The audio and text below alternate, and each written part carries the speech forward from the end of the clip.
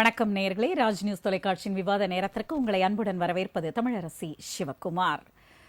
ஒரு வழியாக சட்டமன்ற தேர்தல் அறிவிப்பு, அதற்கு பிறகு கூட்டணி கட்சிகளின் ஆலோசனைகள், தேர்தல் அறிக்கைகள், பிரச்சாரங்கள், தேர்தல், இப்பொழுது முடிவுகள். அதை தாண்டி ஆட்சி அமைக்கப் போவது யார்? தாவேகா தலைவர். அந்த ஆட்சி அமைப்பதில் உள்ள சிக்கல்கள் என்ன, சவால்கள் என்ன, சோதனைகள் என்ன, இவற்றையெல்லாம் அவர் எப்படி தாண்டப் போகிறார்? அதுவே இன்றைய விவாத நேரத்தின் தலைப்பாக அமைந்திருக்கிறது. தலைப்பை பார்க்கலாம். தாவேகா சட்டமன்ற கட்சி தலைவராக விஜய் தேர்வு. 2 நாட்களில் பதவியேற்க திட்டமிட்டுள்ளதாக தகவல். மெஜாரிட்டிக்கான மேஜிக் நம்பர் 118 எட்டுவது எப்படி? காங்கிரஸ் கை கொடுக்குமா? பாமகவின் ஆதரவு கிட்டுமா? இடதுசாரிகள் மற்றும் விசிகாவின் நிலைப்பாடுகள் என்ன? ஆட்சிக்கு ஆதரவை பெறுவதில் விஜய்க்கு முதல் சவால். இந்த தலைப்பை பற்றிய விவாதத்தில் கலந்து கொண்டு தங்களுடைய பல்வேறு கருத்துக்களை முன்வைக்க வந்திருக்கும் விருந்தினர்களை ராஜ் நியூஸ் தொலைக்காட்சியின் சார்பாக வரவேற்கிறோம். முதலில் இணையத்தின் வழியாக இணைகிறார் அரசியல் விமர்சகர் திரு தூத்துக்குடி செல்வம் அவர்கள். சார் வணக்கம். அடுத்ததாக அரங்கிற்கு வந்திருக்கும் திமுக ஆதரவாளர் வழக்கறிஞர் திரு சேயோன் அவர்கள். சார் வணக்கம். வணக்கம். தமிழ்நாடு காங்கிரஸிலிருந்து திரு அகமது ரியாஸ் அவர்கள். சார் வணக்கம். வணக்கம். வலதுசாரியிலிருந்து திரு ஆவடி திலக்கரசன் அவர்கள். சார் வணக்கம்.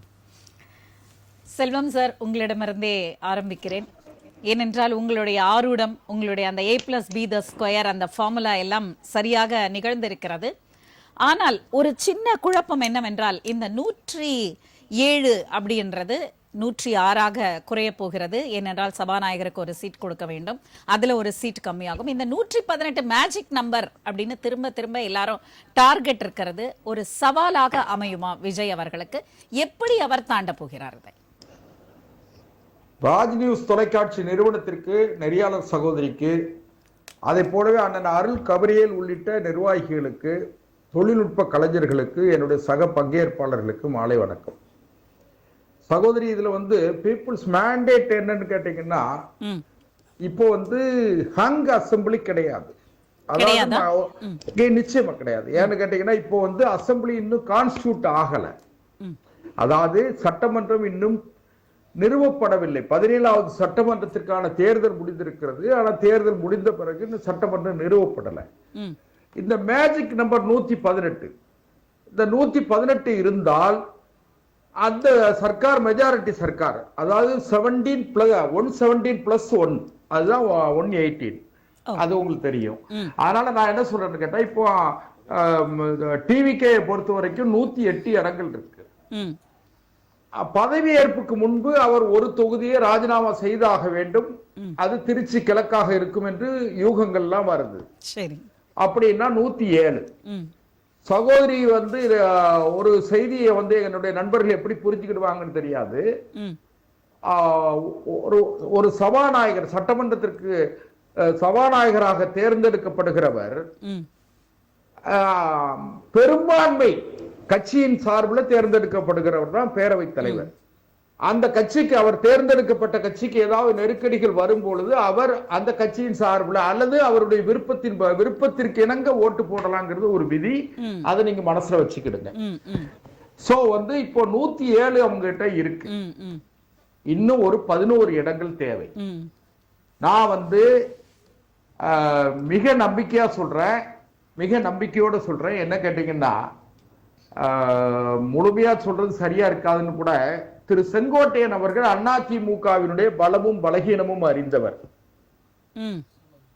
திரு JCT பிரபாகர் அவர்கள் நீண்ட காலம் அதிமுகவில, இன்னும் சொல்ல போனீங்கன்னா மக்கள் தலைவர் எம்ஜிஆர் செல்ல பிள்ளையா இருந்தவர், அம்மையார் புரட்சி தலைவி அவர்களிடத்துல நம்பிக்கைக்குரியவராக இருந்தவர், அதிமுக மிகுந்த நட்பு உடையவர். அதனால நான் அறிந்த வரையில் சொல்றேன்,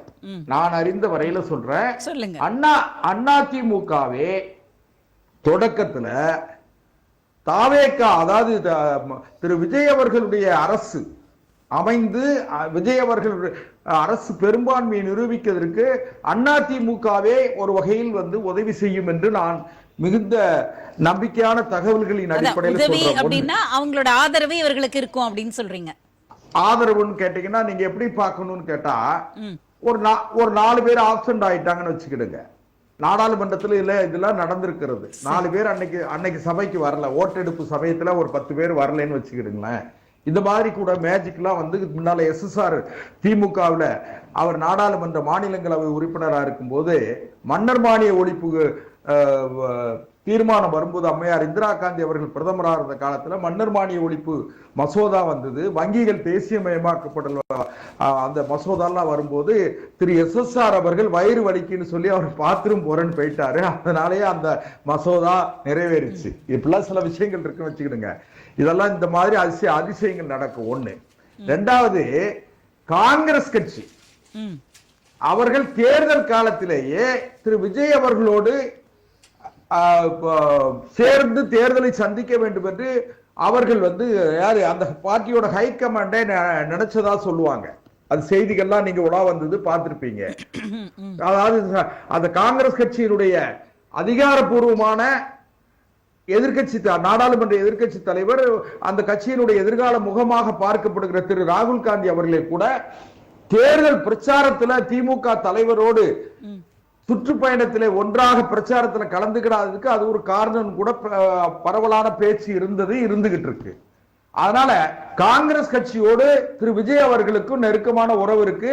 அதனால பேசி முடிச்சிட்டு தான் கூட சொல்றாங்க 5 இடங்கள்.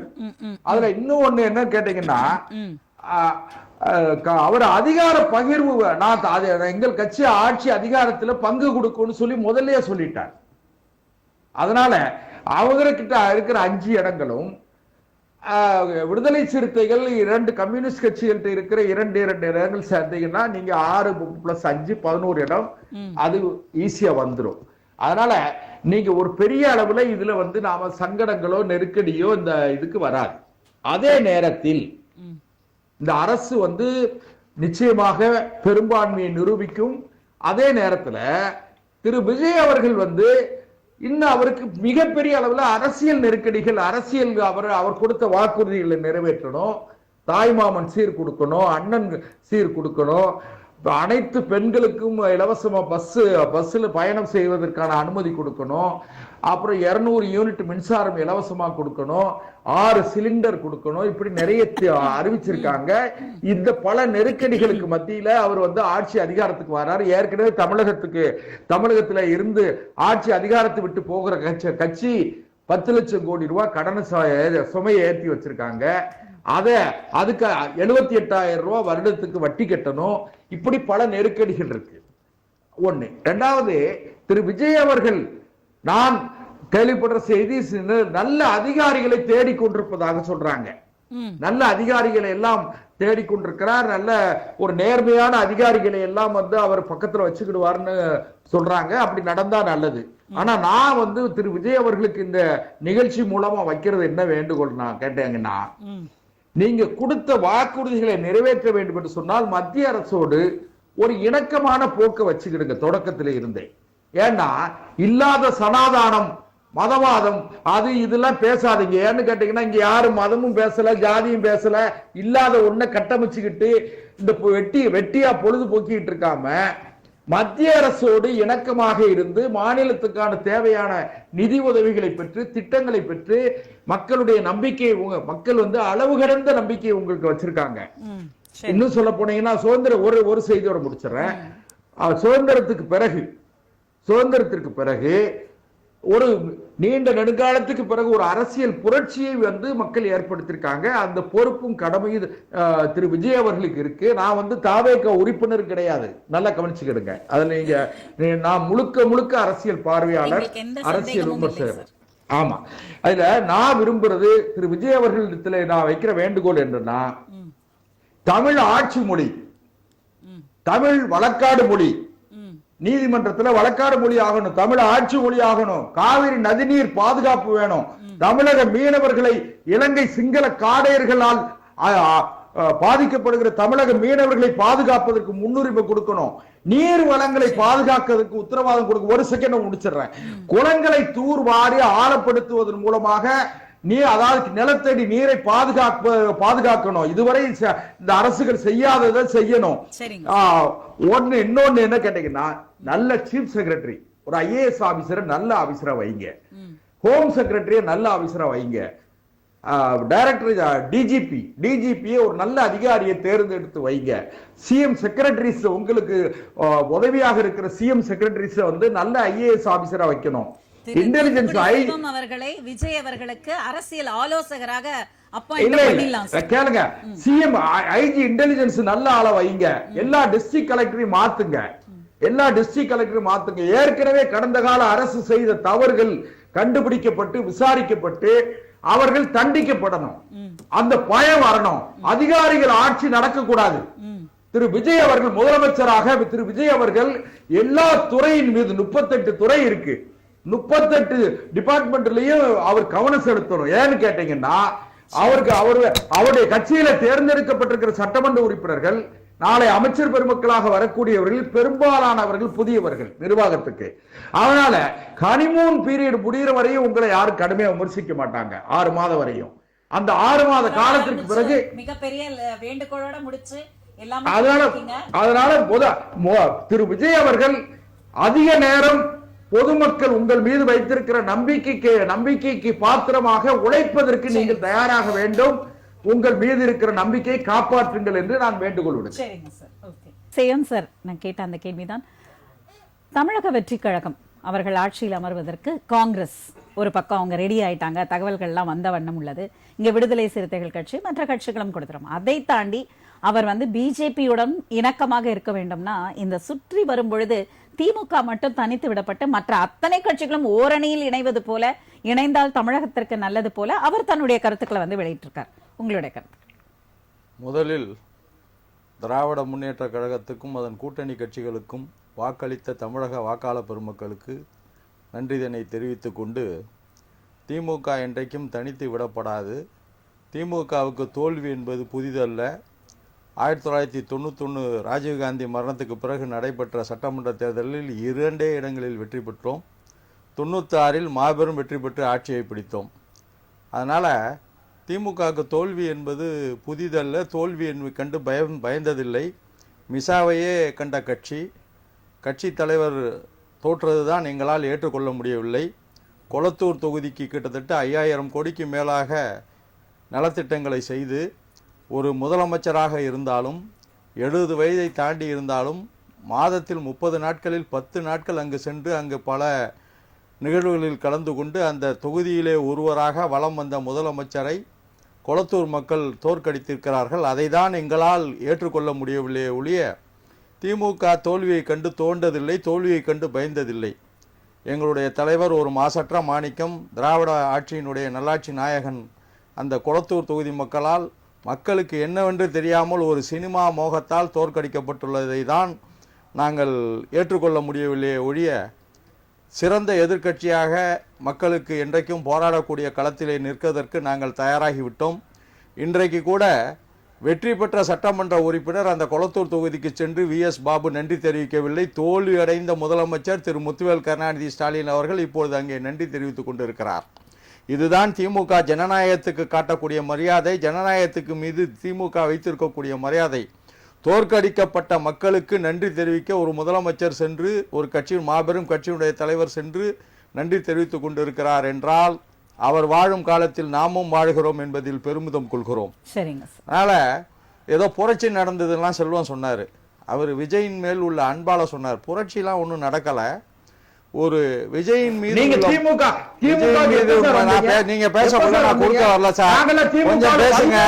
திமுகவை எதிர்கட்சிக்காரனா நீங்க பார்க்கல, இனிமே வேற அவதாரத்தை பாப்பீங்க. கொஞ்சம் பெரும்பான்மையா வந்திருக்காங்களா, ஒரு புரட்சியா நீங்க பார்க்கலையா? தனி பெரும்பான்மை ஏது மேடம்? தனி பெரும் கட்சியாக உருவெடுத்திருக்கிறது. தனி பெரும்பான்மை கொடுக்கவில்லை. It is a fraction verdict என்று ஆங்கிலத்திலே சொல்வார்கள். அதாவது Tamil Nadu people has not given a clean mandate to Vijay. விஜய்க்கு தமிழ்நாட்டு மக்கள் ஒரு அறுதி பெரும்பான்மையோ ஒரு சிம்பிள் மெஜாரிட்டி என்று சொல்லக்கூடிய ஒரு சாதாரண பெரும்பான்மையோ கொடுக்கவில்லை. ஒரு தனி பெரும் கட்சியாக விஜயினுடைய தமிழக வெற்றி கழகம் உருவெடுத்திருக்கிற ஒழிய அதனால் அவர்கள் திமுகவை புறந்தள்ளி விட்டார்கள் என்று சொல்ல முடியாது. ஒரு எதிர்ப்பாலை இருந்தது என்று சொல்ல முடியாது. எதிர்ப்பாலை ஒன்று இருந்திருந்தால் விஜய் 180க்கும் மேற்பட்ட இடங்களிலே வெற்றி பெற்றிருப்பார். இன்றைக்கும் எதிர்கட்சியாக இன்றைக்கு கிட்டத்தட்ட 72 தொகுதிகளிலே இன்றைக்கு திமுக கூட்டணி வெற்றி பெற்று இருக்கிறது. அதனால ஏதோ புரட்சி நடந்தது அது நடந்ததுலாம் இல்லை. ஒரு சினிமா மோகத்தில் இன்றைக்கு விஜய்க்கு வாக்களித்திருக்கிறார்கள். எதிர்க்கட்சியாக செயல்பட நாங்கள் தயாராக இருக்கிறோம். இந்த அரசு இன்னும் பதவி ஏற்கவில்லை, அதற்குள் நாங்கள் விமர்சிக்க கூடாது. பல தேர்தல் வாக்குறுதிகளை கொடுத்திருக்கிறார்கள், நிறைவேற்றுகிறார்களா என்று பார்ப்போம். பொறுத்திருந்துதான் இந்த ஆட்சி அமைந்த பிறகுதான் அவர்களை பற்றி விமர்சிக்க முடியுமே ஒழிய இன்றைக்கு அமைவதற்கு முன்பாலே விமர்சித்தால் அது ப்ரீமெச்சூர்டாக இருக்கும். ஆனால் நாங்கள் விமர்சிக்க விரும்பவில்லை. அதே நேரத்தில் எங்களுடன் கூட்டணியில் கடந்த 2016 இருந்து இருந்த காங்கிரஸ் எங்களை விட்டு செல்வதற்கு வாய்ப்பில்லை என்று நம்புகிறேன். சந்தர்ப்பவாதமாக அவர்கள் சென்றால் தமிழக மக்கள் அவர்களை மன்னிக்க மாட்டார்கள் என்பதையும் இதன் மூலம் தெரிவித்துக் கொள்கிறேன். அதனால காங்கிரஸ் சென்று அவர்களுக்கு ஆதரிப்பதற்கு வாய்ப்பில்லை என்றே நான் நம்புகிறேன். ஏனென்றால் காங்கிரஸ் ஒரு பாரம்பரியமான கட்சி. அன்னை சோனியா காந்தி மீது எங்களுக்கு நம்பிக்கை இருக்கிறது. தமிழக மக்கள் காங்கிரசுக்கு 5 எம்எல்ஏக்களை தேர்ந்தெடுக்கிறார்கள். குறிப்பாக நான் மயிலாடுதுறையை சேர்ந்தவன். நானும் என்னுடைய தொகுதியிலே நின்ற முகமது யூனுஸ் என்ற காங்கிரஸ் வேட்பாளருக்கு கடுமையாக உழைத்து 10,000க்கும் அதிகமான வாக்குகளிலே வெற்றி பெற வைத்திருக்கிறேன். அங்கே மயிலாடுதுறை மாவட்டத்திலே விசில் அடிக்க முடியவில்லை. 3 தொகுதியிலும் திமுக வெற்றி பெற்றிருக்கிறது. சீர்காழியிலே மதிமுகவும், மயிலாடுதுறையிலே காங்கிரசும், பூம்புகாரிலே திமுகவும் மாபெரும் வெற்றி பெற்றிருக்கும். 3 தொகுதியிலும் 10,000க்கும் அதிகமான வாக்குகள். அதனால் திருவாரூர், நாகப்பட்டினம், மயிலாடுதுறை, தென்காசி, கன்னியாகுமரி போன்ற பல மாவட்டங்களில் விசில் ஒரு தொகுதியில் கூட வெற்றி பெறவில்லை, விசில் அடிக்கவில்லை. அதனால தமிழகம் முழுவதும் விசில் அலை என்பது இல்லை. இது ஒரு மோகத்தின் பால் மக்கள் வாக்களித்திருக்கிறார்கள். அதையும் நாங்கள் மக்கள் தீர்ப்பே மகேசன் தீர்ப்பு என்பதை ஏற்றுக்கொண்டு திமுக சிறந்த எதிர்க்கட்சியாக செயல்படும். அன்றைக்கு சட்டமன்றத்தின் மூலம் சட்டத்தை ஏற்றி மக்கள் திட்டங்களை நிறைவேற்றினோம். இன்று மக்களுக்காக, மக்களுடைய உரிமைகளுக்காக வீதிகளுக்கு சென்று போராடுவதற்கும் திமுக தயாராக இருக்கிறது என்பதை இதன் மூலம் தெரிவித்துக் கொள்கிறேன். Riyas sir, better late than never அப்படின்ற அந்த கோட் உங்க மனசுல ஓடிட்டு இருக்குன்னு நினைக்கிறேன். ஏன்னா இதற்கு முன்னாடி கூட்டணி அப்படின்னு பேசும்போதெல்லாம் திமுக வந்து காங்கிரஸ் எங்களை விட்டு போகாதுன்னு இன்னைக்கு எப்படி செய்யோன்னு சார் சொல்றாரோ அப்படித்தான் ஒட்டுமொத்த திமுகவோட குரலாகவும் இருந்தது. எப்போ ஒரு சந்தேகம் வந்தாலும் காங்கிரஸ் எங்களை விட்டு போகாதுன்னு அதுக்கப்புறமா அரவணைத்து நீங்க கேட்ட தொகுதிகளோ இல்ல கிடைத்த தொகுதிகளோ வச்சு தேர்தலை கண்டீர். ஆனால் இப்பொழுது பரவலாக பேசப்படுகிறது டெலிபோனிக் கான்வர்சேஷன், அப்புறம் எக்ஸ் வலைத்தள பகிர்வு, அதுக்கப்புறம் கிடைத்திருக்கிற அந்த தகவல் எல்லாம் தமிழக வெற்றி கழகத்திற்கு காங்கிரஸோட ஆதரவு தான் முதல் ஆதரவாக இருக்கும். அப்படி போனதற்கு பிறகும் அவர் ஆட்சி அமைக்கிறதா மற்ற கட்சிகள் யாரெல்லாம் கொடுக்குறாங்கன்றது பார்ப்போம். அதில் காங்கிரஸோட நிலைப்பாடு, காங்கிரஸோடைய நிலைப்பாடை பொறுத்தவரையில் நாங்கள் ஒரு தேசிய கட்சி, சார் சொன்ன மாதிரி தான் ஒரு பாரம்பரியம் மிக்க கட்சி, 140 ஆண்டுகளை கடந்து பயணிக்கக்கூடிய ஒரு மாபெரும் பெரிய எடுத்த எடுப்பிலேயே இதற்கான முடிவை யார் எடுக்க வேண்டியது என்று சொன்னால் எங்களுடைய தேசிய தலைமை தான் எடுக்கணும். மாநில தலைமை எடுப்பதற்கு இது மாநில கட்சி அல்ல. அதனால எங்களுடைய தேசிய தலைமை என்ன அறிவிக்கிறார்களோ, அவர்கள் நாளை அறிவித்தார்கள் தாவேகாவுடன் கூட்டணி தான் என்று அறிவித்தார்கள் என்று சொன்னால் சந்தர்ப்பத்தையும் சூழ்நிலையும் கருதி இங்கு அதற்கு முன்னாடி ஒரே ஒரு விஷயத்தை சொல்லிடுறேன். இந்த கொளத்தூர் தொகுதியில அவ்வளவு நலத்திட்டங்கள் செய்துவிட்டு மக்கள் நமது தமிழக முதல்வரை தோல்வியடைய செய்திருக்கிறார்கள் என்று சொன்னால் இது நான் அனைத்து இடங்களிலும் இது ஜனநாயகத்திற்கு கிடைத்த வெற்றியாக பார்க்கிறேன். ஆனால் கொளத்தூர் தொகுதியில் மட்டும் இது ஒரு மனிதாபிமானமே இல்லாம மக்கள் வாக்களிச்சிருக்கிறார்களோ என்ற ஒரு மனநிலை இருக்கு. வருத்தத்தோட பதிவிடுறேன் இதை, ஏன்னா வேதனையோட பதிவிடுறேன். முன்னாள் முதல்வர் முத்துவேல் கருணாநிதி ஸ்டாலின் அவர்களை பார்ப்பதற்கு என் கண்கள் கலங்கியது நிதர்சனமான ஒரு உண்மை. என்னென்று சொன்னால் அந்த தொகுதிக்கு அத்தனை அண்ணன் சொன்ன மாதிரி 5000 கோடிக்கு நலத்திட்ட உதவிகள் செய்திருக்கிறார். அவருடைய உழைப்பை பார்த்து நீங்கள் இந்த வேதனையை பதிவிடுங்க. ஆமா, நிச்சயமாமா. ஏன்னா இத்தனை, அதாவது 70 வயதை கடந்த ஒரு நபர் இன்றளவும் தொகுதி மக்கள் மீது அன்பும் பாசமும் பண்பும் வைத்திருக்கக்கூடிய ஒரு மாமனிதர் இன்று தோல்வியுற்றாலும் அந்த தொகுதிக்கு சென்று இப்பொழுது நன்றி தெரிவித்துக் கொண்டிருக்கக்கூடிய செயலாம் கேட்கும் பொழுதே அரசியலில் அவரை பார்த்து கற்றுக்கொள்ள வேண்டியது நிறைய இருக்கிறது என்பதை நான் உளப்பூர்வமாக ஏற்றுக்கொள்கிறேன். அதே நேரத்தில் தமிழகத்தை பொறுத்தவரை முத்துவேல் கருணாநிதி ஸ்டாலின் அவர்கள் நினைத்தது என்னவென்று சொன்னால் பாஜக எந்த ரூபத்திலும் ஆட்சிக்கு வந்து விடக்கூடாது, பாஜக எந்த ரூபத்திலும் தமிழகத்திற்குள் நுழைந்து விடக்கூடாது என்று அவர் நினைத்திருந்த அந்த கொள்கையில் இப்பேற்பட்ட ஒரு சுனாமி அலை வீசும் பொழுது கூட பாஜகவால் 27 இடங்களில் ஒரு இடம் மட்டுமே வெற்றி பெற முடிந்தது. அதுவும் ஒரு சின்ன ஒரு மிஸ்டேக்னால நடந்துடுச்சு. அந்த வெற்றியும் கொடுத்திருக்க மாட்டார்கள் தமிழக மக்கள். ஆனால் அது ஒரு தவறுதலால் நடந்து விட்டது. ஆனா இங்க ஒத்துக்கொண்டே ஆகணும். ஏன்னா வேட்பாளர் தேர்வில் ஒரு சின்ன குளறுபடி, தேவைப்பட்டவர் மக்களுக்கு பிரபலமான ஒரு நபரை நிறுத்தி இருக்க வேண்டிய இடத்தில் ஜஸ்ட் மிஸ். நான் டு பி பிராங்கா சொல்லணும்னா அங்க ஒரு மானிஷ் சந்திரன் சொல்லிட்டு ஒரு நல்ல நபர், மக்களால் ரொம்பவும் நேசிக்கப்பட்ட ஒரு நபர், கடைசி வரை காங்கிரஸ் வேட்பாளராக வந்து விடுவார் என்று நினைத்துக் கொண்டிருந்த வேளையில் போஜராஜன் அவர்கள் நிறுத்தப்பட்டார். அவர் மக்களுடைய பரிச்சயமானவரா என்றால் அதிகபட்சமாக இல்லை. நான் இங்க இதை சொல்லி ஆக வேண்டிய கட்டாயத்தில் இருக்கேன். அந்த வேட்பாளரையும் அங்கு நிறுத்தி இருந்தால் தமிழக மக்களுடைய எண்ணம் நிறைவேறி இருக்கும். அங்க ஒரு சின்ன தவறுதல்னால அந்த மிஸ்டேக் கூட நடந்துருச்சு. இதன் அடிப்படையில தமிழகம் பாஜகவை, தாமரையை தமிழகத்தில் மலரவே விடாது என்பதை ரொம்ப ஆணித்தரமாக செய்திருக்கிறார்கள். அதற்கு தமிழக மக்களுக்கு நன்றி தெரிவிக்க வேண்டிய கட்டாயத்தில் இருக்கிறேன். அப்புறம் நம்ம தூத்துக்குடி செல்வம் அண்ணன் ஒன்று சொன்னாங்க, மத்திய அரசோட இணக்கமா போகணும்னு சொல்லிட்டு. எதன் அடிப்படையிலன்னா அண்ணனுக்கு நாம் பேசி முடிச்சிடறோம், அப்புறமா சொல்லுங்க. மத்திய அரசோட ஏற்கனவே இருந்த மக்கள் விரோத பச்சை துரோக அஇஅதிமுக அரசு உதயமின் திட்டத்தை கொண்டு வந்து தமிழக மக்கள் மீது பெரும் சுமையை ஏற்றி வைத்தார்களே, அது போன்றா? அல்லது ஹைட்ரோ கார்பன் ப்ராஜெக்ட் என்று கொண்டு வந்தார்களே மத்திய அரசோடு இணக்கமாக இருந்து, மக்கள் விரோத மத்திய அரசோடு இருந்து. அண்ணா பேசும்போது குறுக்கிடாதீங்க, அண்ணன் பேசும்போது நான் குறுக்கில்ல, நான் சொல்லி முடிச்சிடறேன், அப்புறமா பேசுங்க. நாங்க ஒரு மிகப்பெரிய நம்பிக்கை வச்சிருக்கோம்.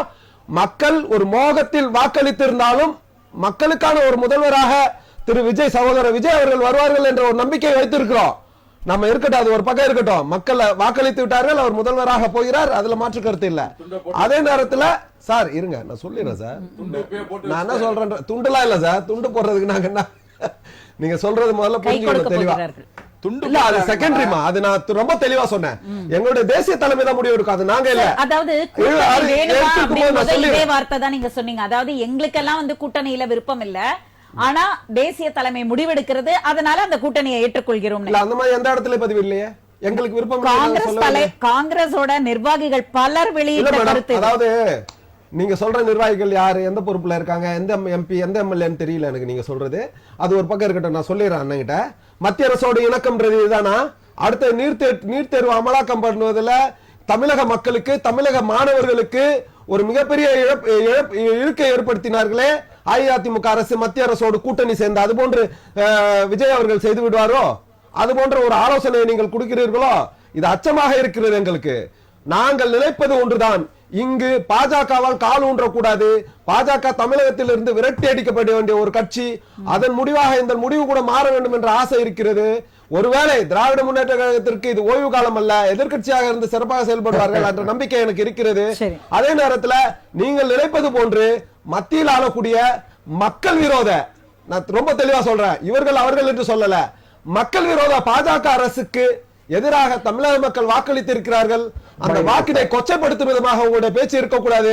ஏனென்று சொன்னால் நெறியாளர் அவர்கள் கூறினார்கள், விஜய் அவர்களுக்கு நீங்கள் ஆலோசனை கூடிய இடத்தில் வந்து விடுவீர்கள் என்று சொன்னார். நீங்கள் தயவு செய்து தவறை இழைத்து விடாதீர்கள், அது ஒரு வரலாற்று பிழையாக இருந்துவிடும். நீங்கள் கூறிய தகவல்கள் தவறாக இருக்கிறது. இது போன்று மத்திய அரசோடு இணக்கமாக என்ற இடத்தில் அடிமையாக மாறிவிடக்கூடாது என்பதை நான் பதிய வைக்கிறேன். சரி, ஓகே சார். திலகரசன் சார், பிஜேபி வந்து தாவேக்காவை ஆட்டி படைச்சிடக்கூடாது, தாவேக்காவை வந்து ரூல் பண்ணிடக்கூடாதுன்ற காரணத்திற்காக தான் அங்க அவர்களுக்கு ஆலோசனை சொல்லும் விதமாக தாமரையை மலர விடக்கூடாது, ஆனால் எங்களுடைய தலைமை சொல்லும் நேரத்தில் அதை கட்டுப்பட்டு நாங்கள் காங்கிரஸ் வந்து தாவேக்காவோட ஆட்சி செலுத்தணும். பிஜேபியோட ரோல் ஒரே ஒரு தலைமை சொல்ற தலைமை என்ன முடிவெடுக்கிறதோ அதுதான் தொண்டர்களின் எண்ணமும் கூட. ஏனால் இவ்வளவு நாட்கள் அவர்கள் தேர்தலில் உழைத்தது திமுக வெற்றி பெற வேண்டும் என்பதற்காக. ஆனால் தாமரை மலர்ந்து விடக் கூடாது என்பதற்காகத்தான் அவர்கள் வந்து தாவேக்காவோட கூட்டணி சேர்வதாக தங்களுடைய கருத்துக்களை சொன்னாங்க. உங்களோட கருத்து மேடம்? இது முதல்ல எல்லாருமே மாய, ஒரு பெரிய பிரம்பம், ஒரு சினிமா ஆர்டிஸ்ட் மோகம் அப்படின்லாம் சொல்கிறாங்க. உண்மையாலுமே ஒரு தனி மனிதனை நான் பார்க்கும்போது எனக்கு பிரமிப்பாக இருக்குது. ஒரு நல்ல ஒரு நம்பிக்கையாக இருக்குது, வரவேற்கிற மாதிரி ஒரு விஷயம் இருக்குது. ஏன்னு கேட்டிங்கன்னா, ஒரு 40 கோடி ரூபாய் செலவு பண்ணால் மட்டும்தான் ஜெயிக்க முடியும் அப்படின்ற ஒரு சூழ்நிலை மாறி நன்மை செஞ்சால் ஜெயிக்கலாம். இன்றைக்கி வந்து ஒரு உதாரணமாக இது இருக்குது. யார் வேணால் எம்எல்ஏ ஆகலாம், ஒரு சினிமா ஒரு நைட்ல பார்த்த மாதிரி ஒரு ஒரு பெரிய பிரமிப்பா இருக்கு. இல்ல, நீங்க இதுக்கு சொன்ன அந்த முன்னாடி வார்த்தை தான் நன்மை செஞ்சா அப்படின்னு அவங்களாம் வந்து இன்னும் இன்ட்ரோடக்ஷனே ஆகல. இல்ல. எந்த நம்பிக்கை? சாதாரண மனுஷரும் எம்எல்ஏ ஆகலாம் அப்படின்றது. இப்போ ஒரு எம்எல்ஏனா ஒரு பெரிய ரேஞ்ச் ஓவர், அந்த மாதிரி பெரிய காலேஜ் ஓனர், அந்த மாதிரி அவங்க மட்டும் தான் எம்எல்ஏ பதவியை வகிச்சிட்டு வந்தாங்க. இது வரைக்குமே பெருசா வந்து யாருமே இல்ல. எல்லா எம்எல்ஏஸும் பாத்தீங்கன்னா முக்காவாசி காலேஜ் வச்சிருக்காங்க, பெரிய இன்ஸ்டிடியூஷன் வச்சிருக்காங்க, பெரிய சொத்து மதிப்பு வச்சிருக்காங்க. சாதாரண ஒரு மனுஷரால எம்எல்ஏ ஆக முடியாது அப்படின்ற ஒரு நிலைமை இருந்தது தமிழ்நாட்டுல. இது அன்னைக்கு அப்படியே ஃபுல்லா தவிடுபடி ஆயிருக்கு. இதுக்கப்புறம் இவங்க வந்து நல்லது பண்ணுனா யாரு வேணா எம்எல்ஏ வரலாம், காசு கொடுத்தாதான் காசு கொடுத்து தான் எம்எல்ஏ ஆகணும் அப்படின்றத தடுத்து இருக்காங்க. இது அப்படியே கண்டினியூ ஆச்சுன்னா ரொம்ப ஒரு பிரமாதமா இருக்கும். இது அப்படியே இந்தியா ஃபுல்லாவே ஃபாலோ பண்றது ஒரு நல்ல மெத்தடா இருக்கு மேடம். இப்ப எல்லாருமே சார் சொல்லியிருந்தாங்க, பாஜக வளரக்கூடாது அப்படின்றதுக்காக ஒரே ஒரு தொகுதியை மட்டும் கொடுத்துருக்காங்க அப்படின்றத சொல்றாங்க. நீங்க வந்து எங்களை பார்க்காதீங்க. 27 தொகுதியில நாங்க ஒரு தொகுதி ஜெயிச்சிருக்கோம்னு வச்சுக்கோங்களேன். உங்களோட சிஎம் எதுக்காக தோத்தாரு? நல்லதானே பண்ணாரு. 234 தொகுதிக்கு எம்எல்ஏவா தானே இருந்தாரு, ஒரு சிஎம் தானே இருந்தாரு. அவர் ஏன் தோத்தாரு? நாங்க 27 தோத்தது வந்து மக்கள் வந்து ஏதோ ஒரு காரணத்துக்காக தோக்கடிச்சிருப்பாங்கன்னு வச்சு, உங்களை ஏன் தோத்தடிச்சா? எப்பயுமே வந்து உங்க விஷயத்தை அப்படின்னா வந்து சிஎம் வந்து நல்லதே பண்ணலையா? புரியுதா மேடம்? அப்படின்னா சிஎம் வந்து ஃபுல்லாவே நல்லதே பண்ணலையா அப்படின்ற ஒரு இதுல எப்பயுமே நம்ம விஷயத்தை பார்க்காம அடுத்த விஷயத்தை பார்த்து வேற இதுல வந்து கவனம் செலுத்தி அதனாலதான் வந்து ஆட்சியை இழந்தாங்க. இது வந்து முழுக்க முழுக்க பக்கத்து இதை பார்க்கறனால தான், நம்மளத வந்து நம்மளை நிலைநாட்டிக்க நமக்கு நல்லது செய்யணும் அப்படின்ற எண்ணமே துளியும் இல்லாதனால தான் இவ்வளவு பெரிய தோல்வி. மக்கள் வந்து உண்மையாலுமே ஒரு பெரிய ஒரு மாற்றத்தை கொடுத்துருக்காங்க. இவங்க அவங்க அப்படின்ற மாதிரி இல்லாம புதுசா ஒண்ணு வேணும், புதுசா ஏதாவது ஒரு மாற்றம் வேணும் அப்படின்னு எதிர்பார்த்து இருக்கும்போது எல்லாருமே இருக்கிறாங்க. இவங்க வந்திருக்காங்க, இவங்க அப்படியே மாத்தி வராங்களே அப்படின்ற ஒரு நிலைமை இல்லாம மாறணும் அப்படின்றது பெரிய எதிர்பார்ப்போட கொடுத்துருக்காங்க. நிறைய சார்லாம் சொன்னாங்க. எல்லாருமே இப்ப இவங்க எதிர்கட்சியா வந்ததுக்கு அப்புறம் என்ன முன் வைப்பாங்கன்னா, இலவச திட்டங்களை நீங்க கொடுத்தீங்க, இந்த இலவச திட்டங்கள் எல்லாமே நீங்க செய்யுங்க அப்படின்னு சொல்லி இவங்க ரொம்ப ஃபோர்ஸ் பண்ணுவாங்க. இன்னைக்கு இருக்க நிதி நிலைமையில கொஞ்சம் கஷ்டமா தான். இதெல்லாம் இவர் மாற்றி இவங்க இலவசங்கள் கொடுத்ததை தவிர்த்து வேற விஷயங்கள், இன்ஃப்ராஸ்ட்ரக்சரோ ஹாஸ்பிட்டலோ எஜுகேஷனோ வேற இலவசங்கள் வந்து கண்டிப்பா மக்கள் எதிர்த்து போராட்டமோ எதுவுமே பண்ண மாட்டாங்க. எதிர்கட்சிகள் மட்டும்தான் அதை பண்ணுவாங்க. கண்டிப்பா இவர் வந்து இலவசங்களை தவிர்த்து மக்கள் நலன் சார்ந்து மக்களுக்கு நன்மை பயக்கக்கூடிய அந்த இலவசங்களுக்கு எத்தனை கோடிகள் செலவாகுமோ அதை வந்து இலவசங்களை தவிர்த்து மக்களுக்கு செலவு பண்ணான்னா கண்டிப்பா மக்கள் அதை அவரை ஏத்துக்குவாங்க. அது அவர் செய்யக்கூடாது அப்படின்றதுல எதிர்கட்சிகள். அதுக்கு முன்னாடி நான் சொல்றேன், அதாவது நீங்க அந்த நாற்காலியில் உட்கார்ந்த பிறகு அந்த வருகின்ற வாரங்கள்ல மாதங்கள்ல வருடங்கள்ல என்னெல்லாம் தடை இருக்கிறது, என்னெல்லாம் சோதனை இருக்குது, அதை எப்படி சாதனையா மாத்த. ஆனா இப்பொழுது அந்த சீட்ல உட்காரும் போதே அந்த 4 கால்கள் இப்ப அவருக்கு ஸ்திரமா இருக்குதா? இடதுசாரிகள் மற்றும் விடுதலை சிறுத்தைகள் அவங்களோட நிலைப்பாடு என்னவா இருக்கும்? அது எந்த விதத்திலேயாவது இந்த சீட்ல உட்கார்றதா பாதிக்கும்? கண்டிப்பா மேடம். அவருக்கு வந்து இப்ப எப்படியுமே இந்த கண்டிப்பா யாராவது ஒருத்தவங்க சப்போர்ட் பண்ணியே ஆவாங்க. அவர் விஜய்க்கு வந்து பெரும்பான்மை நிரூபிக்கணும்ன்ற கட்டாயத்துல அவர் இருந்தாலும் அவரை தக்க வைக்கிறதுக்காக இவங்க எல்லாம் கண்டிப்பா அவரை விட அதிகமா வேலை செய்வாங்க. அப்படின்னும் போது திமுக கூட்டணியில இருந்து வருவதற்கு வாய்ப்பு இருக்கா? அதிமுக கூட்டணியில இருந்து வரதுக்கு அவங்க வந்து தேவையான ஆட்கள் வெளியவே இருக்காங்க. கண்டிப்பா வந்து அதிமுக தலைமையில இருக்கிற கூட்டணி அவர் எதிர்பார்க்க மாட்டார், அது விருப்பப்பட மாட்டாரு அப்படின்னு நான் நினைக்கிறேன். கண்டிப்பா காங்கிரஸ் மத்த இவங்க எல்லாம் இருக்காங்க இல்லையா, கண்டிப்பா அவங்க சப்போர்ட் பண்ணாம வேற வழியே இல்ல, ஆப்ஷனே இல்லைன்றப்போதான் அதிமுக கிட்ட போகிற வேண்டிய ஒரு சூழ்நிலை வரும். கண்டிப்பா விஜய்க்கு வந்த மாதிரி ஒரு நிலைமை வராது. அவர் நிறைய இவங்க மின் திட்டங்கள் அதுன்னு சொன்னாங்க. அவர் வந்து நிறைய எதிர்நோக்கு சிந்தனையோட இருக்கிறாரு. நாட்டு மக்களுக்கு என்ன தேவை அப்படின்ற இவங்க எல்லாம் வந்து அரசியலை பார்த்து இருந்தாங்க. புதுசா ஒருத்தர் வராரு, என்ன தேவைகள் இருக்கு, எது நன்மை பயக்கும் அப்படின்றத தெரிஞ்சிருப்பாரு. கண்டிப்பா மத்திய அரசோட இணக்கமா போக வேண்டிய வார்த்தை அப்படின்றதுல தமிழ்நாட்டு மக்களுக்கு நலனுக்கு நல்லது அப்படின்றதுனா கண்டிப்பா மத்திய அரசை சப்போர்ட் பண்ணி அதுக்கான தேவைகளை பூர்த்தி பண்ணுவார் மேடம். சரி, செல்வம் சார் நீங்க சொல்லுங்க. அதாவது மத்திய அரசாங்கத்தோட இணக்கம் அப்படின்ற வார்த்தையே வந்து இங்க கொஞ்ச நேரம் முன்னாடி ஒரு பூதாகரமா வெடிச்சிருச்சு. ஏன்னா தமிழக வெற்றி கழகத்தோட காங்கிரஸ் தான் வந்து கூட்டணியில வர்றதா ஒரு தகவல் வந்துட்டு இருக்கு. அப்படி இருக்கும் பொழுது காங்கிரஸ் வந்து நீங்க பிஜேபியோட இணக்கமா இருக்க சொல்றீங்களா? சகோதரி, ஒண்ணே தமிழக வெற்றி கழகத்தை தவிர்த்திருக்க கொஞ்சம் ஒதுக்கி வச்சுக்கிடுங்க. தமிழ்நாடு அரசு தமிழ்நாட்டு அரசினுடைய முதலமைச்சர் திரு விஜய் அவர்கள் இந்தியாவினுடைய பிரதமர் திரு நரேந்திர மோடி அவர்களோடு, நான் வந்து பாரதிய ஜனதா கட்சியோடு சொல்லல, கவனிக்கணும். என்னுடைய காங்கிரஸ் கட்சி நண்பர் என்னமோ எனக்கு அரசியல் ஏறக்குறைய 64 வயசு ஆச்சு, நான் ஒரு 45 ஆண்டு கால அரசியல்ல பயணப்படுறவன். காங்கிரஸ் கட்சி நண்பர் எனக்கு அரசியல் பாடம் எடுக்கிறதுக்கு முயற்சி செய்தாரு, அவருக்கு நன்றி தெரிவிக்க. அதாவது கொஞ்சம் பொறுமையா இருங்க, கொஞ்சம் பொறுமையா இருங்க. சின்ன பையனா சொன்னேன், நியாயமான கருத்துக்கள் என்னோடது. கொஞ்சம் கொண்டு கேளுங்க. நீட்டு தேர்வை கொண்டு வந்தது திமுகவினுடைய திமுக அமைச்சராக இருந்த மத்திய அமைச்சர் காந்தி செல்வன். அதை நீங்க மறந்துடாதீங்க. நீட்டு தேர்வுக்கு கையெழுத்து போட்டது காந்தி செல்வன் என்கிற திமுக அமைச்சர். இத வன்மையா நான் இருக்கிறேன். உங்க நேரத்துல குடிக்கல. தப்பா சொன்னா குடிக்கிடுவாங்க, தப்பா சொன்னா குறுக்கிடுவேன். காந்தி செல்வத்துக்கும் நீட்டுக்கும் திமுக யார் காலத்துல கொண்டு வந்தீங்க? தகவல் மைக்ரோ கார்பன் யார் காலத்துல? தவறான கையெழுத்து போட்டது சிலபஸ பேசுறேன். சிலபஸ பேசுறதே இல்ல. சிலபஸ நீங்க போறதே நீங்க சார் இவ்வளவு நேரம் நீங்க என்ன பண்ணீங்க? ஓடி நிப்பாருங்க. டாபிக் பேசுங்க. முத்துவேல் கருணாநிதி ஸ்டாலின் தோத்து போயிட்டாரு கண்ணீர் வடிச்சீங்களே.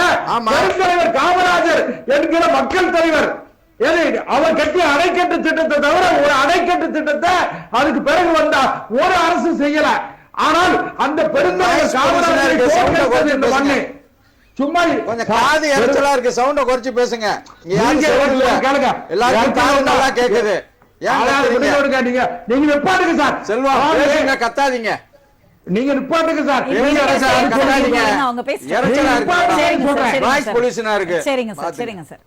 அதாவது தெரியல. பெருந்தலைவர் காமராஜர் ரெடி ஆயிட்டோம். இவர் ஏன் பதட்டப்படுறாருன்னு தெரியல. பெருந்தலைவர் காமராஜர் என்கிற ஒரு யோக்கியமான தலைவரை தோற்கடித்த மண் இந்த மண்ணு. அவர் செஞ்ச அணைக்கட்டு திட்டத்தை மாதிரி அதுக்கு பின்னால வந்த எந்த அரசு செய்யல. அவர் கொண்டு வந்த மக்கள் நல திட்டங்களை மாதிரி எந்த அரசு செய்யல. ஆனால் அந்த பெருந்தலைவர் காமராஜரை தோற்கடிச்சாங்க. திராவிட முன்னேற்ற கழகத்தினுடைய பிதாமகர் அண்ணா தோற்கடிக்கப்பட்டிருக்கிறார். மரியாதை இந்தியாவினுடைய டைனமிக் லீடர் என்று போற்றப்படுகிற இன்றைக்கும் போற்றப்படுகிற அன்னை இந்திரா காந்தி தோற்கடிக்கப்பட்டிருக்கிறார். அதனால தோற்கடிக்கப்பட்டாரு, உடனே அழுதுட்டாரு. அவங்க அழுதா இவங்க அழுதா அதெல்லாம் கதை பேசாதீங்க சார். தேவையில்லாம பேசாதீங்க சார். சார் வந்துடலாம். வேண்டாம், இதெல்லாம் நம்ம வந்து தனிப்பட்ட இதெல்லாம் கம்முன்னு இருங்க. தலைவர் தோற்றுவிட்டால் அதற்கு என்னுடைய ஆதங்கத்தை தெரிவித்தேன். ஒரு தொண்டன் என்ற முறையில் என்னுடைய ஆதங்கத்தை தெரிவிப்பது என்பது இயற்கை. அதுக்கு ஏன் கொச்சப்படுத்துறீங்க? சரிங்க சார், நான் பேசுறேன். தோத்ததான் சொல்லுவோம். என்ன ஜெயிச்சுட்டாரா சொல்லுவோம். முக ஸ்டாலின் ஜெயிச்சுட்டாரா? தோத்தத போயிட்டாரு சார். ஜெயிச்சவர் தான். காலம் விரைவில் பதில் சொல்லும். காலம் விரைவில் பதில் சொல்லும். வெற்றி பெறுவார். சார், நம்ம தமிழக வெற்றி கழகத்தோட சவால்கள், சோதனைகள் அதை பத்தி பேசலாம். இப்ப நம்ம நான் என்ன நினைக்கிறேன் சகோதரி, திரு விஜய் அவர்கள் மீது மக்கள் மிகுந்த எதிர்பார்ப்பு வைத்து வாக்களித்திருக்கிறார்கள் என்று நான் பேசல. நல்லா கவனிச்சுக்கிடுங்க. திமுக அதாவது திரு விஜய் அவர்கள் மீது மக்கள் மிகுந்த எதிர்பார்ப்பு வைத்து வாக்களித்திருக்கிறார்கள் என்பதை விட திமுக மீது இருந்த கடுமையான கோபம், கடுமையான எதிர்ப்பு, திமுக மீது இருந்த எதிர்ப்பு. சார், அந்த கடுமையான எதிர்ப்பு எப்படி 55 சீட்டை வாங்கி கொடுத்துச்சு?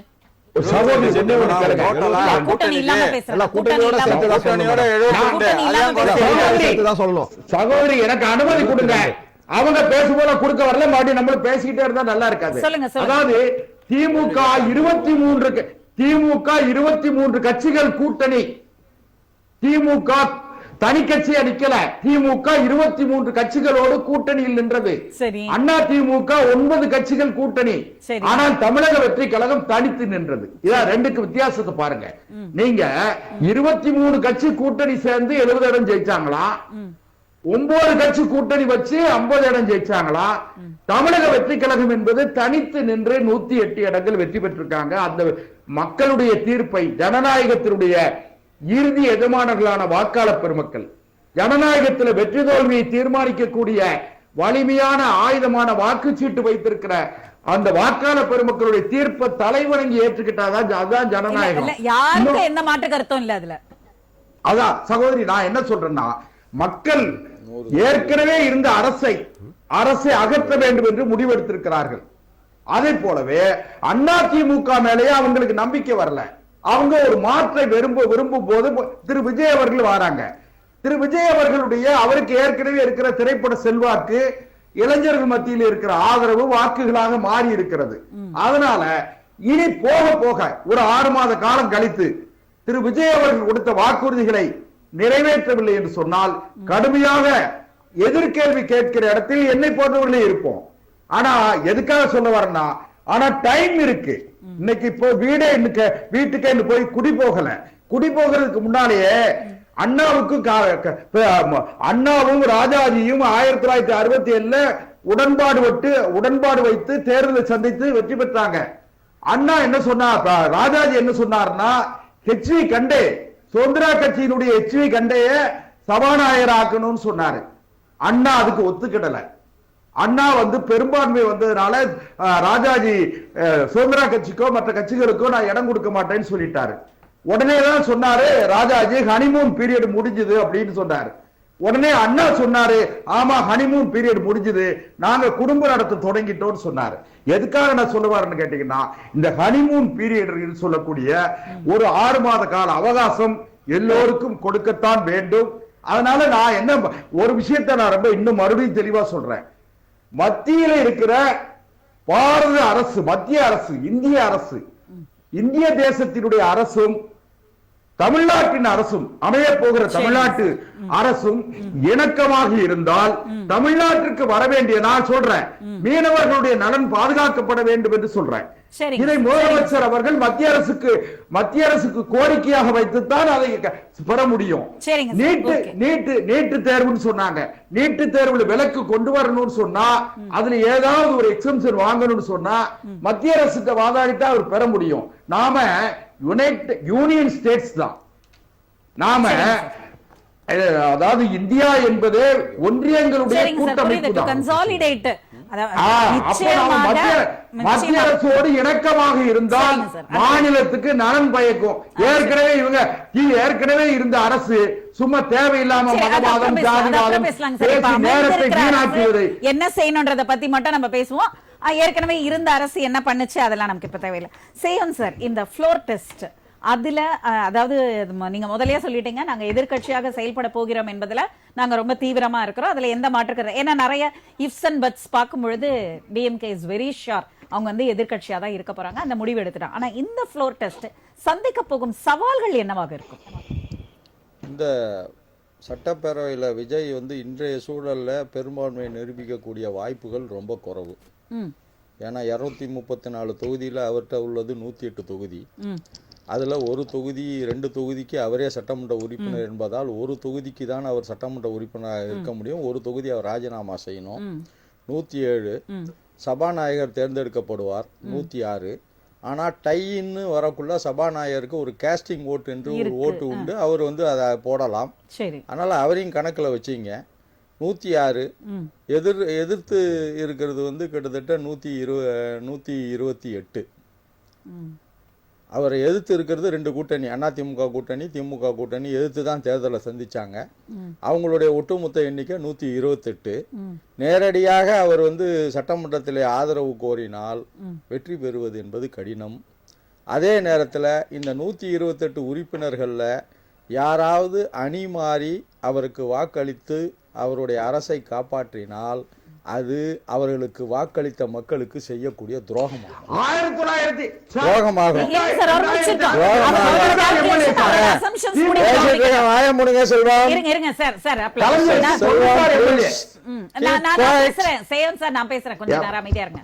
Please keep quiet. I am talking. Don't intervene. Okay? Sir,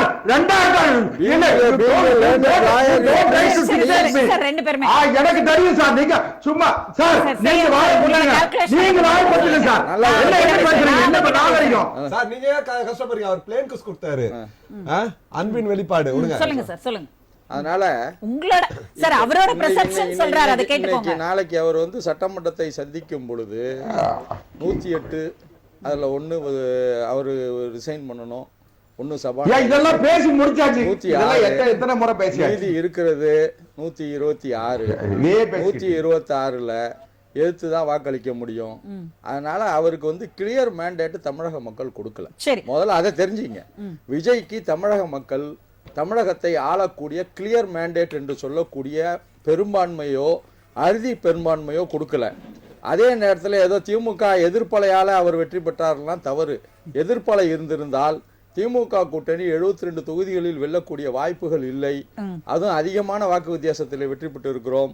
அதனால ஏதோ ஒரு மோகத்தின் பால் சார், ஆசை கொண்ட அதாவது தமிழக இதுக்கு மக்கள் முன்னாடி என்ன வாக்க- பேசப்பட்டது அப்படின்னா 1 கிடைச்சிருமா இல்ல 2 கிடைச்சிருமா இல்ல வந்து ஒற்றை இலக்கத்துலதான் இருப்பாங்கன்னா இப்ப வந்து அவங்க 3 இலக்கத்துல ஒரு போயிட்டாங்க. கரிஷ்மா சரிங்களா? ஃபேண்டசி கலந்த ஒரு வாக்களிப்பு. ஆங்கிலத்துல சொல்லணும்னா it is a both combination of charisma and cinema So fantasy. both has to be praised, right? ஆமா. So அதனால charismatic-ஆக fantasy இப்ப பிடிக்குது, மக்களுக்கு பிடிக்குது. பிடிக்குதுன்னு இல்ல, ஒரு மோகம் என்பது பிடிக்குதுங்கிறத காரணம்னு இல்ல, ஒரு அதாவது ஒரு கண்மூடித்தனமான அன்புன்னு நீங்க வச்சுக்கலாம், இல்ல ஒரு சினிமா மீதான காதல் தேர்தல் நேரத்துல வேலை செஞ்சிருக்கலாம்னு சொல்லலாம். அதனால அதுக்கு வந்து புதுசா தான் பேர் சூட்டணும். அதே நேரத்துல கிளியர் மேண்டேட் கொடுக்கல, அதை நீங்க தெளிவா பதிவு சரி, பண்ணி. ஓகே. திலகரசன் சார், நீங்க கிளீன் ஸ்வீப், பெருவாரியான ஆதரவு, இதை வந்து நம்ம ஏத்துக்கிட்டே தான் ஆகணும் அப்படின்னு நீங்க சொன்னதுனால அந்த கொஸ்டின் கிளீன் ஸ்வீப் அப்படின்ற வார்த்தை வந்து ஏத்துக்க முடியாது. நிறைய பேர் சொல்றாங்க, நிறைய அரசியல் நோக்கர்கள் சொல்றது என்னன்னா, அதாவது பெருவாரியான மக்கள் வாக்களிச்சு அவரை டைரக்டா அந்த சிஎம் சீட்ல உட்கார வைக்கும் போது தான் தமிழக மக்களோட ஏகோபித்த ஆதரவு அவருக்கு இருக்குன்னு. ஆனா அவர் ஆதரவை கோருவதிலே இப்ப சிக்கல் வந்திருக்கிறது. காங்கிரஸ் இருக்கட்டும், இல்ல விடுதலை சிறுத்தைகள் கட்சிகளாக இருக்கட்டும், பாமக, யாரை நம்ம எடுத்தாலும் தமிழக வெற்றி கழகத்தை அந்த முதல்வர் நாற்காலியில் உட்கார வைப்பதற்கு மக்களுக்கு ஏதேனும் தயக்கம் இருந்ததா? இல்ல, தயக்கம் அப்படின்றதெல்லாம் எதுவும் இல்லை. மக்கள் வாக்களிச்சிருக்காங்க, பெருவாரியான வாக்களை வந்திருக்காரு. அந்த மெஜாரிட்டி மட்டும்தான் இல்லையே தவிர அவர் இன்னும் கொஞ்சம் நல்லா அவருக்கான டைம்கள் இருந்தது. கட்சியில வந்து இன்னும் கட்டமைச்சிருக்கலாம், கேண்டிடேட்ஸை செலக்ட் பண்ணியிருக்கலாம், இன்னும் கொஞ்சம் பிம்பங்களை வந்து அதிகமாக வகுத்திருக்கலாம். அவர் வந்து எதிர்பார்த்து தான் இது இருந்திருக்காரு. இன்னும் கொஞ்சம் ஹார்ட் ஒர்க் பண்ணியிருந்தா கண்டிப்பா அதை எட்டியிருப்பாரு. அது கொஞ்சம் அவர் மிஸ் பண்ணிட்டாரு. திருப்பியும் கண்டிப்பா அவர் தான் ஆட்சி அமைப்பில் பெரும்பான்மை. கண்டிப்பா அவர் வந்து கோர்றதை காட்டிலும் இவங்க தயாரா இருக்கிறாங்க. இப்ப அவரு பேசினாரா அப்படின்றதெல்லாம் இல்ல, அதுக்கு முன்னாடி வாழ்த்து சொல்லியப்பா நான் ரெடியா இருக்கிறேன்ப்பா, நீ ஏன்பா கவலைப்படுற அப்படின்ற மாதிரி ரெடியா இருக்கிறாங்க. அவர் எங்கேயாவது கேட்ட மாதிரி நியூஸ் இருக்கா? தாவேகா தலைவர் வந்து இல்ல மேடம், நான் நினைக்கிறேன் காங்கிரஸே இந்த 106 வந்ததுக்கு சந்தோஷப்பட்டுட்டு இருக்காங்க. காங்கிரஸ் வந்து இப்ப வயிற்றுச்சல் இருக்கு மேடம். ஐயோ, இத்தனை வருஷத்துக்கு அப்புறம் இந்த வாய்ப்பு வந்தது, நம்ம அதை விட்டுட்டோமே அப்படின்ற மாதிரி. இப்ப வாய்ப்பு வந்திருக்குல்ல உங்களுக்கு. இப்ப அவங்கள சொல்லுங்க மேடம், இத்தனை வருஷம் நாங்க வந்து எங்களுக்கு இந்த வாய்ப்பு இல்ல, எங்களுக்கு இது வேண்டாம்னா ஓபன் ஸ்டாக்கா சொல்லுங்க. நாங்க வந்து திமுக கூட தான் கூட்டணியோட வச்சிருக்கோம், எங்களுக்கு அதனால எங்களுக்கு வேண்டாம் அப்படின்றத சொல்லுங்களா. இன்னைக்கு நீங்க எங்க சீட்ல வந்து உட்கார்ந்திருக்கீங்க. அதாவது இப்ப இந்த 106ன்னு இல்லாம அவங்களுக்கு ஒரு 126ன்னு வந்ததுன்னா காங்கிரஸை பத்தி யாரும் பேச போறதே கிடையாது. உங்களோட என்ன தலைமை என்ன சொல்லுச்சு? இப்ப அவங்க 106 வந்தது, காங்கிரஸ்க்கு உள்ளுக்குள்ள ஒரு சந்தோஷம் இருக்குமோ? இது இப்ப வந்தீங்கல்ல, சந்தோஷம் இருக்குமா, ரியாஸுக்கு சந்தோஷமா இருக்குமான்னு வேணா கேட்கலாம். ரியாஸ் சார் சொல்ல முடியாதுல்ல. இப்ப நான் காங்கிரஸ்காரனா வந்திருக்கேன்ல, அப்புறம் எப்படி நான் காங்கிரஸ்க்குள்ளுக்குள்ள சந்தோஷம் ஒட்டுமொத்த காங்கிரஸ்காரரோட பிரதிபலிப்பா நான் சொல்ல முடியாது. ஒரே ஒரு விஷயம் தான் மேடம், தனிப்பட்ட முறையில் ஆட்சி அமைத்து அவர்கள் வந்து ஒரு என்ன சொல்றது, ஒரு தவறான ஒரு முன்னுதாரணமாக வேற விஷயங்களை ஏதாவது செய்து விடக்கூடாது. இப்பொழுது கூட்டணி ஆட்சி வரக்கூடிய ஒரு சூழல் இருக்குதுன்னா ஆட்சியை சிறப்பா இருக்கணும் ஒரு நம்பிக்கை இருக்கு. அது யாராவனா இருக்கட்டும், ஈவன் காங்கிரஸ் வருதுன்றதா இருக்கட்டும், விசிகா வரணும்னு இருக்கட்டும், இடதுசாரிகள் வரட்டும், யார் வேணா வரட்டும், எந்த ஆட்கள் வந்தாலும் இப்போ ஒரு பயந்து ஒரு ஆட்சி செய்யக்கூடிய ஒரு சூழல். ஆமா, எதுக்காக நான் சொல்ல வரேன்னா, இல்ல இது எதுக்காக நான் இதை சொல்றேன்னா, தமிழகத்தை இதுவரைக்கும் ஆண்ட கட்சிகள் திராவிட முன்னேற்ற கழகம் ஆண்டிருக்கு, அஇஅதிமுக ஆண்டு இருக்கார்கள். அஇஅதிமுக ஆளும்போதெல்லாம் ஒரு விஷயம் நான் சொல்றேன். இப்ப அண்ணன் சொன்னார் ஒரு விஷயத்தை, தவறான கருத்தை பதிவு வச்சுட்டாரு. அதுக்காக இப்ப நான் அவருக்கு சொல்ல வேண்டிய கட்டாயம் இடைமறிக்க கூடாதுன்னு இப்ப சொல்றேன். 2016 தமிழகத்துல அஇஅதிமுக ஆட்சி தான் நடந்துட்டு நான் நினைக்கிற வரைக்கும் அது உண்மையும் அதுதான் நினைக்கிறேன். இருங்க சார், உண்மையை சொல்லும் போது இடைமறிக்காதீங்க சார்.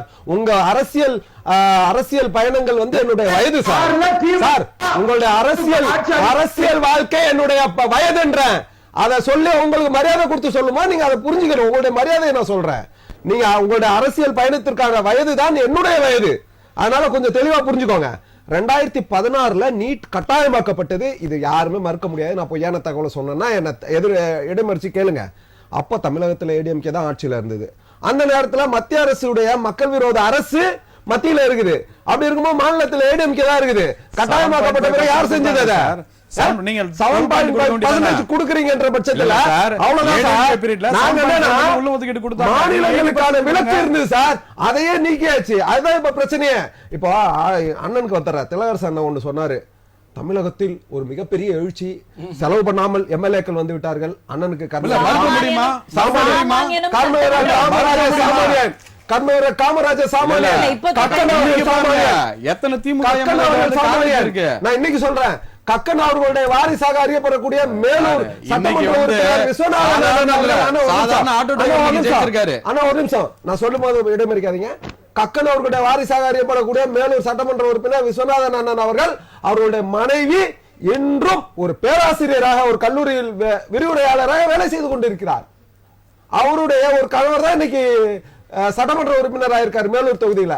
இது வந்து சாமானியன் இல்லையா? பாருங்க, என்ன மாதிரி பாருங்க, சாதாரண மனுஷர் ஸ்பௌஸ் இருக்கும், எவ்வளவு அஃபிடவிட்ல சப்மிட் பண்ணிருக்காங்கன்றத பாருங்க. அதே மாதிரி பாருங்க, அவர் சாதாரண மனிதர், அவங்க மனைவி நான் வந்து இப்பவும் சொல்றேன், சப்போர்ட்லாம் பண்ணல. இது வந்து நல்ல சொல்லிடுறேன். ஜெனரல் தொகுதியில ஒரு ஷெட்யூல் காஸ்ட் வகுப்பை சார்ந்த சகோதரரை நிறுத்த வச்சு வெற்றி பெற்றிருக்கு காங்கிரஸ் கட்சி. இவ்வளவு பெரிய விஷயங்கள் நடக்கும்போது தமிழகத்தில் இதற்கு முன்பு நடந்த நல்ல செய்திகள்லாம் மறந்துவிட்டு தாவேக்கா வந்தவுடன் தான் இதெல்லாம் வந்துட்டு அதெல்லாம் வந்துடுச்சுன்னு சொல்லிட்டு வலதுசாரி ஆதரவாளர் அண்ணன் பேசும்போதுதான் தாவேக்கா மீது ஒரு சந்தேகம் வருது. அந்த செல்வம் பேசும்போது ஒரு சந்தேகம் வருது. என்ன சந்தேகம்னா, இவர்கள் மோடியுடன் ஒரு நல்ல நட்பில் இருந்து தமிழகத்தை கெடுத்து விடுவார்கள் என்ற ஒரு அச்சம் நிலவுகிறது. அதே நேரத்தில் காங்கிரஸ் கை கொடுப்பதற்கு தயாராக இருந்தாலும் தமிழகத்தில் ஒருபோதும் யாரு கூட சப்போர்ட் பண்றது ரெடியா இருக்காங்க. ரொம்ப மேடம் நல்லா புரிஞ்சுக்கணும் சார். ஒரு தவறு நடந்து விடக்கூடாது. நம்ம திலகரசு அண்ணனுடைய ஆசை நிறைவேற விடக்கூடாதுன்னு பாக்குறேன். அவர்களுடைய ஆசை என்னன்னா, மேல இருக்கார் இல்லையா உள்துறை அமைச்சர், அவர்கள் வந்து ரிமோட்டை இயக்குவதற்கு தயாராகி கொண்டிருக்கிறார். அந்த ரிமோட்டை அடிச்சு ஒடுக்குவதற்கு தமிழக மக்கள் தயாரா இருக்கோம். எங்களுடைய கொள்கை ஒன்றுதாங்க, தமிழகத்தில் எந்த சூழ்நிலையிலும் பாஜக உள்ள நுழைய விட மாட்டோம். பாரதிய ஜனதா கட்சி வந்து நாங்க ஆட்சி பண்ணணும் அப்படின்றதுல குறிக்கோளா இருக்கும். நாங்க வளரல, அதுக்காக இன்னொரு கட்சியில வந்து கூட்டணி வைக்கிறோம். எங்களோட நோக்கம் அதுதான். உங்களுக்கு வந்து எப்பயுமே உங்களோட நிலைமை வந்து எப்பயுமே எப்படி இருக்குன்னா, இன்னொரு கட்சியை சார்ந்துதான் நீங்க இருக்கணும். திமுக சார்ந்து நீங்க மாத்தி இப்ப என்ன பண்ணீங்க, காங்கிரஸோட நிலைப்பாடு மாறி இருக்கு. எங்களோட நிலைப்பாடு வந்து எப்பயுமே மாறல, ஒரே மாதிரி தான் இருக்கும். நாங்க இது பண்ணணும். இவங்க வந்து எப்படின்னா ஏடிஎம்கே டிஎம்கேவோட கூட்டணி வச்சுட்டு உடனே ஒரு 5 நாள்ல வெள்ளக்கொடி ஆட்டி பிஜேபிக்கு 1ன்றது 11 இருந்ததுன்னா உங்களோட நிலைப்பாட்டுல மாற்றம் வந்திருக்குமா? கண்டிப்பா. அது எப்படி சொல்றது, ஒரு வந்து கொடுக்கல, ஒரு எப்படி சொல்றது, ஒரு நடக்காத விஷயத்த ஒரு எப்படி சொல்றது, அதுக்கு நடக்காத விஷயம். ஒரு பாஜகவுக்கு 11 சீட் வெற்றி பெறுவது நடக்காத விஷயம் தான். அவரே ஒத்துக்கிறாரு. இல்ல வந்திருக்கா? இல்ல வாழ்த்துக்கள். இது பாருங்க, யதார்த்தமா கைதட்டி இல்ல சீரியஸா கைதட்டி வந்து யதார்த்தத்தை இருக்கறத இருக்குன்னு சொல்றோம். யதார்த்தம் இந்த வார்த்தைகளை நோட் பண்ணுங்க மேடம். நாங்க தோல்வினா தோல்வின்னு ஒத்துக்கிறோம், ஜெயிச்சனா ஜெயிச்சிட்டு. உண்மையாலுமே எங்க கட்சி ஸ்ட்ராட்டஜியை மாத்தணும். அதுல வந்து கண்டிப்பா ஸ்கூட்டனிங் பண்ணுவாங்க, அதுக்கான வேலைகள் கண்டிப்பா செய்வோம். நாங்க வந்து பாரதிய ஜனதா கட்சி எப்பயுமே தோத்துட்டோம்னு சொல்லுவோம், ஜெயிச்சோம்னா ஜெயிச்சோன்னு சொல்லுவோம். நாங்க வந்து சப்பா கட்ட வேண்டிய அவசியம் எங்களுக்கு அந்த மாதிரி தலைவர்களும் எங்களுக்கு இல்ல. கண்டிப்பா பாருங்களேன், திமுகவா இருக்கட்டும் இல்ல காங்கிரஸ், அதாவது தாவேகா கூட கூட்டணி வைக்க தயாராகி இருக்கிற அந்த செய்திகள் வந்திருக்கிற நேரத்துல கூட பாஜக தமிழகத்தில் வளர விடவே கூடாது அப்படின்றதுல இவங்க எல்லாம் ஒட்டுமொத்த கருத்துல அதுல மட்டும் அவங்க எல்லாருமே என்ன மேடம், இவங்களோட நிலைப்பாடை வந்து மாத்த மாட்டாங்க. ஏன்னா இன்னொருத்தர் தம்பியே இவங்க இருப்பாங்க. எங்க கட்சி வந்து அந்த மாதிரி காங்கிரஸ் கட்சியோட ஒரு உறுப்பினர் வந்து எங்களை ஓட்டு போட்டு எங்களை தேர்ந்தெடுக்க போல. இங்க வந்து மாறிடுச்சு அரசியல் களம், தமிழ்நாட்டுல மாறிடுச்சு. நாங்க வரவேற்கிறோம், எங்களுக்கு ரொம்ப சந்தோஷமா இருக்கு. நல்லது பண்றவங்க யாரா இருந்தாலும் ஜெயிச்சு வரலான்ற நிலைப்பாடு மாறிடுச்சு. இந்த 40 கோடி 50 கோடி செலவு பண்ண வேண்டிய வேலை இனிமேல் இல்ல. கண்டிப்பா பப்ளிக் இன்டராக்ஷன் இருக்கிறவங்க ஜெயிப்பாங்க அப்படின்ற ஒரு நிலைமை மாறிடுச்சு. இனிமேல் வந்து இவங்க தீய சக்திக்கெல்லாம் வேலை இருக்காது. ஒரு இப்ப குளத்தூர்ல சொல்ற மாதிரி பார்த்தோன்னா சேகர் பாபு எவ்வளவு நலத்திட்டங்கள் பண்ணிருக்காரு. 500 தையல் மிஷின் கொடுப்பாரு, 1000 தையல் மிஷின் கொடுப்பாரு. இலவச நலத்திட்டங்கள் ஒண்ணுமே செட் ஆகல. நீங்க வந்து இலவச வெறுக்கிறாங்க மேடம். தமிழ்நாட்டு மக்கள் இலவசங்களை வெறுக்கிறாங்க. அதுல வந்து இது வந்து தெளிவா இருக்கு. விஜய் வந்து அதை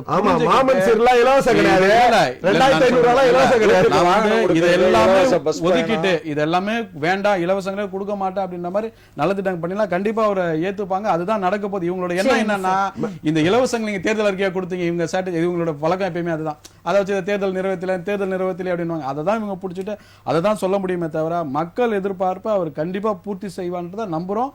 கண்டிப்பா பிஜேபி தமிழக வெற்றி கழகத்தை அந்த அளவுக்கு நம்புறாங்க. உங்களுக்கு நான் ஒண்ணு சொல்றேன் மேடம். இப்ப சார் சொன்னதுக்கு தனியா நிக்கிறதுன்றத பத்தி பேசினாங்க.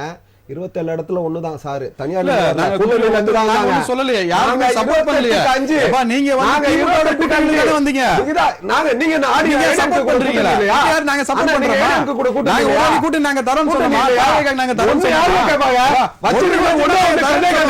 ஒண்ணு கதைகள் வச்சிட்டு நீங்க சார், வச்சா கெத்தா இருக்கட்டும். போடுறா. அவரே தேமுதிக கூப்பிடுறாங்க. அப்பா, கெத்தா இல்லப்பா. நீ ரெடியா இருக்கிறீங்க? நீ நாங்க ரெடியா இருக்கோமா? சார், நாங்க ரெடியா இருக்கோமா? நான் இருக்கேன். அந்த நாங்க police ரெடியா இருக்கோம். ஜீப்ல நாங்க வடிவேலு. தனியா நின்னு 3 முறை ஆட்சி அமைச்சர்கள் தமிழகத்துல. அதனால தனியா நிக்கிறது பத்தி எல்லாம் சொல்லக்கூடாது. பாஜக தனியா இல்ல. வண்டியில நானும் ரவுடி தான்டா, நான் ரவுடின்னு. அது யாரு? அந்த மாதிரி. அது யாரு?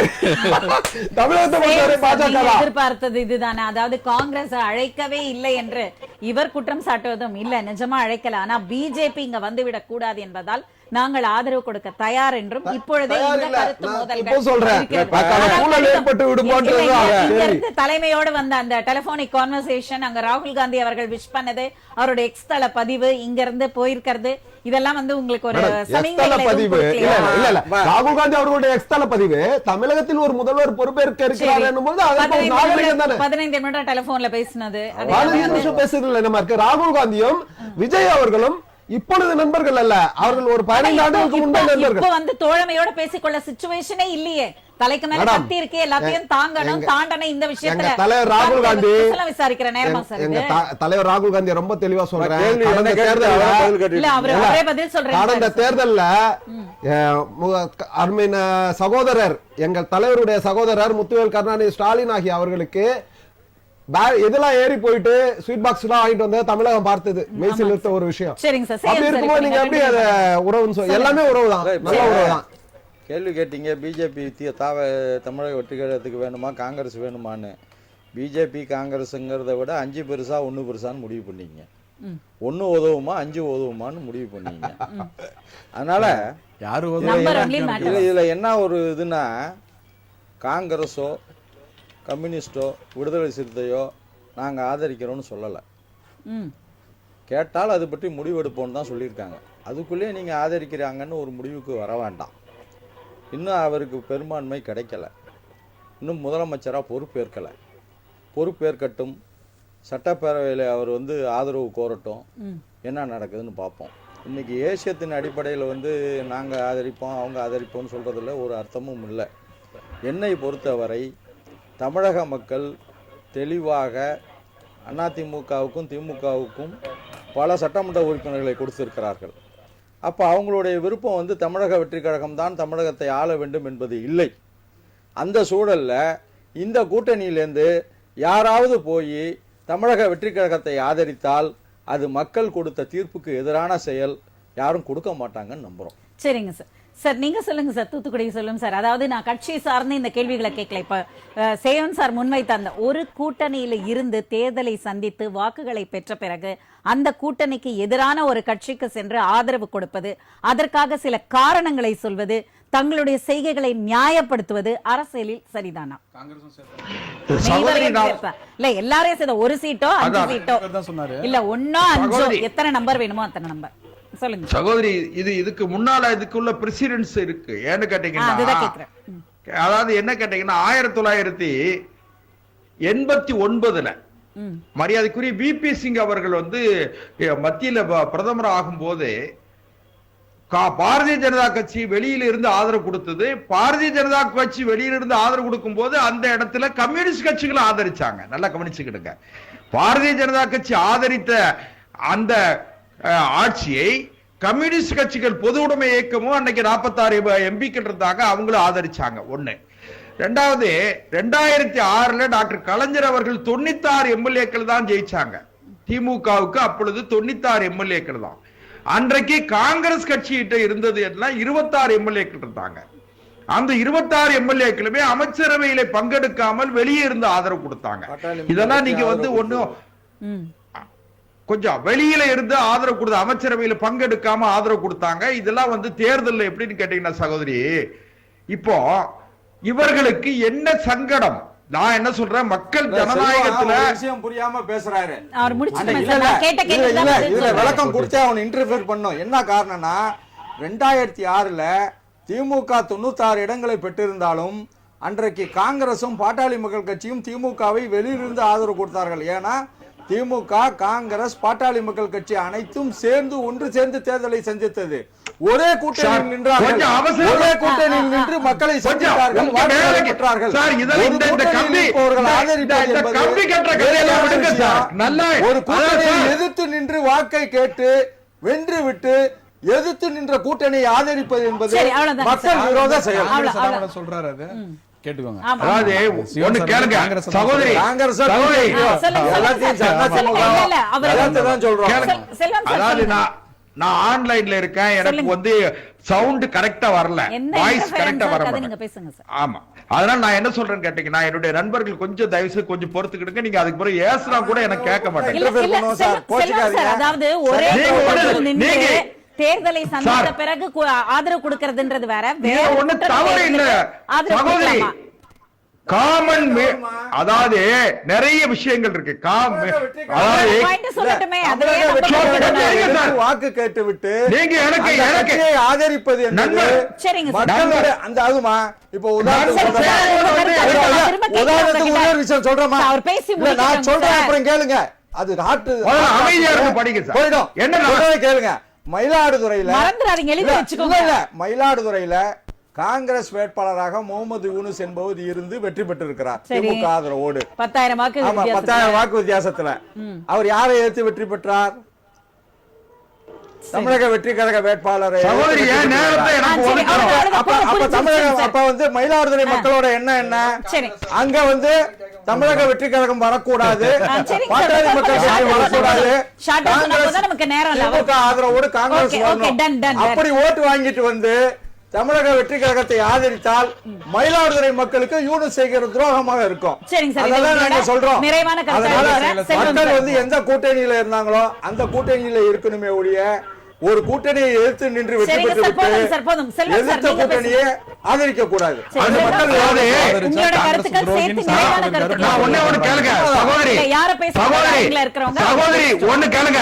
கூட்டணியில அது இதுக்கு தமிழக வெற்றி கழகத்தை யார் யார் ஆதரிக்க போகிறாங்கிறதெல்லாம் உங்களை மாதிரி பத்திரிகையாளர்களுக்கு நிறைய செய்திகள்லாம் வந்தாச்சு. அது தமிழக வெற்றி கழகம் பெரும்பான்மையை நிரூபிக்கிறது எந்த சங்கடமும் இல்ல, எந்த சங்கடமும் கிடையாது. அதே நேரத்துல முதலமைச்சராக இருக்கிற மரியாதைக்குரிய விஜய் அவர்கள் நான் சொல்றது என்னன்னு கேட்டீங்கன்னா, கடந்த கால ஆட்சியில நடந்த அதிகார அத்துமீறல், முறையற்ற நிர்வாகம், கட்டுப்பாடற்ற நிர்வாகத்தெல்லாம் இல்லாம முதலமைச்சர் அவர்கள் ஒரு நல்ல நிர்வாகத்தை தர வேண்டும், மக்களுடைய நம்பிக்கையை காப்பாற்றணும். ஓகே, இந்த விவாதத்தில் கலந்து கொண்டு பல்வேறு கருத்துக்களை முன்வைத்த விருந்தினர்கள் அத்துணை பேருக்கும் ராஜ் நியூஸ் தொலைக்காட்சியின் சார்பாக மனமார்ந்த நன்றிகளை தெரிவித்துக் கொள்கிறேன். நன்றி. நேயர்களை மீண்டும் அடுத்த நிகழ்ச்சியில் சந்திக்கும் வரை நன்றி கூறி விடைபெறுவது தமிழரசி சிவகுமார்.